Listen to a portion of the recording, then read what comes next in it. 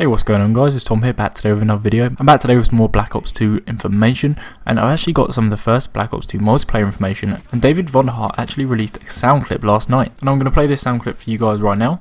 Objective parameters obtained. Well done. And you're probably wondering what this is, and this is the classified multiplayer faction voiceover, and this is going to be the voice for one of the factions that are in Black Ops 2, because, so you know, whenever you get the victory or something like that, he'll come up with that little comment, and he's got a pretty epic voice, I've got to say that. But you guys will probably know in Modern Warfare 3 they actually made it so that each faction actually had a separate voice actor, so this looks like it's going to be one of the more popular guys, one of the US guys, so that's pretty cool, and that's really the first really confirmed thing we've got about multiplayer.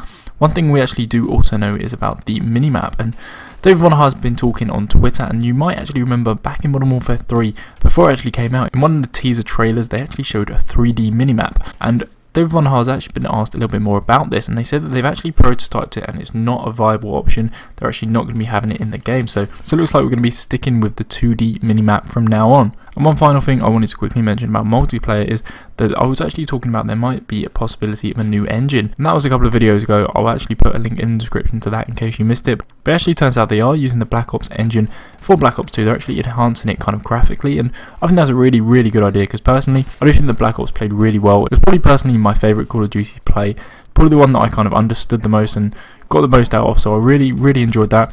And you know, one of the complaints in Black Ops was the fact that the maps were maybe a little bit dull, graphically not up to standard to Modern Warfare 2, so hopefully if they improve that, get the maps on the kind of Modern Warfare 2 standard in terms of design, play them like Black Ops, it will be an absolutely epic kind of multiplayer that we're looking forward to. So yeah, as I said, really looking forward to that. And one thing that I'm actually really looking forward to this year, quite surprisingly, is the single player campaign in Black Ops 2, because they've kind of gone really kind of different with it this year. So I'm going to give you a few details about that in case you guys haven't heard them already.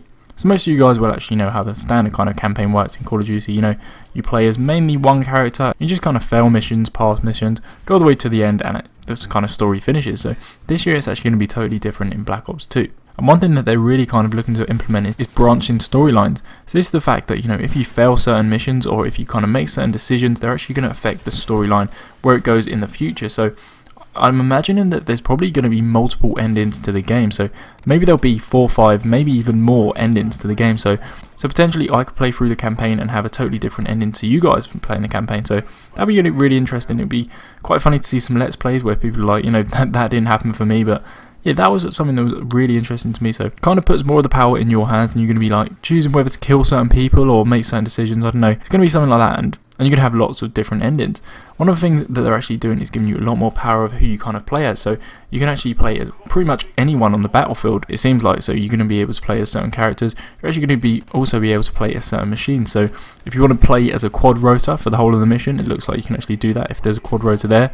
There's also another kind of really cool thing that you can actually kind of play the single player in a kind of real-time strategy kind of element, where you can just kind of direct people about from kind of like above, like bird's eye view. So that again is something that's really different. We haven't seen it before, and it'll be really interesting to see kind of how well it works, because I don't think we've ever really seen anything like this in Call of Duty before.